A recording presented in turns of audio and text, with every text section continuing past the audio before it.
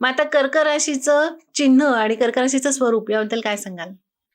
क्रांतिवृत्तावर आपण जर बघितलं तर 90 अंशापासून साधारण 120 अंशापर्यंत दिसणारी ही राशी, म्हणजे तिथं ज्योतिषशास्त्रामध्ये त्याला उदित असणं असं म्हटलं जातं, असा शब्द तो वापरला जातो त्याच्यामध्ये.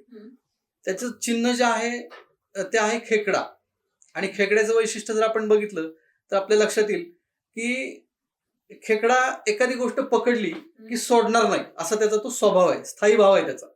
आणि तो स्थायी भाव आपल्याला प्रत्येक कर्क राशीच्या व्यक्तीमध्ये, स्त्री पुरुषांमध्ये, मुलांमध्ये, सगळ्यांमध्ये हा दिसून येतो. मग त्याच्यामध्ये मुलगा असेल तर काय करेल, एखादा प्रौढ व्यक्ती असेल तर काय करेल, याचा विचार केला आपण तर लक्षात येईल एखादा सामाजिक कार्य करणारा व्यक्ती आहे आणि त्याच्याकडे ती संस्था आहे, तर ती संस्था कितीही खाली तळाला गेली तर तिला सोडणार नाही, तो त्यात काम शेवटपर्यंत तो करतच राहील आणि तिला वर आणण्याचा प्रयत्न करेल. हा तो चिकटपणा किंवा तो खेकड्याचा स्थायी भाव आपल्याला त्या कर्क राशीच्या व्यक्तीमध्ये दिसून येईल.